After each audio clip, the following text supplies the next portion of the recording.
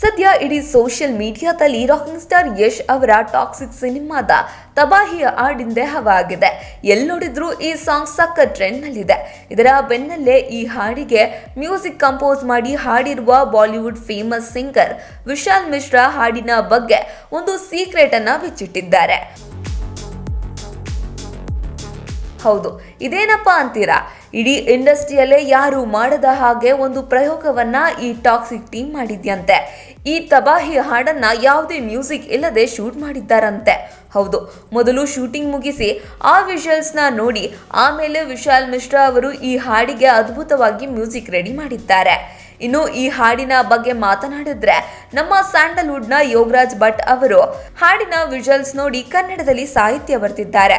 ಮೊದಲು ತಬಾಹಿ ಅನ್ನೋ ಪದದ ಬದಲು ನಗಾರಿ ಅನ್ನೋ ಪದನ ಬಳಸಿ ಒಂದು ವರ್ಷನ್ ಬರ್ತಿದ್ರಂತೆ. ಆದ್ರೆ ಟೀಮ್ಗೆ ತಬಾಹಿ ಅನ್ನೋ ಪದವೇ ಬೇಕಾಗಿದ್ರಿಂದ ಅದನ್ನೇ ಬಳಸಿ ಮತ್ತೊಂದು ಪವರ್ಫುಲ್ ವರ್ಷನ್ ರೆಡಿ ಮಾಡಿದ್ದಾರೆ.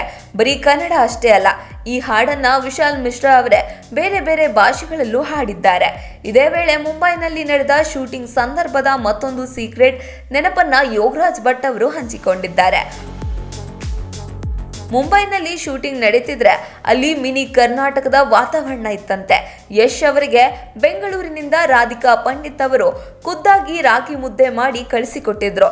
ಮುಂಬೈನಲ್ಲಿ ಮುದ್ದೆ ಊಟ ಸವಿದು ಭಟ್ರು ಫುಲ್ ಖುಷಿಯಾಗಿದ್ರಂತೆ. ಅಂದ ಹಾಗೆ ಗೀತು ಮೋಹನ್ ದಾಸ್ ಡೈರೆಕ್ಷನ್ ನಲ್ಲಿ ಮೂಡಿ ಬರ್ತಿರುವ ಈ high budget action cinema August 26ರಂದು ಗ್ರ್ಯಾಂಡ್ ಆಗಿ ರಿಲೀಸ್ ಆಗ್ತಿದೆ. ಕನ್ನಡ ಮತ್ತು ಇಂಗ್ಲಿಷ್ ನಲ್ಲಿ ತಯಾರಾಗಿರುವ ಈ ಚಿತ್ರ ಇನ್ನುಳಿದ ಬಹುಭಾಷೆಗಳಲ್ಲಿ ಡಬ್ ಆಗಿ ತೆರೆ ಕಾಣಲಿದೆ.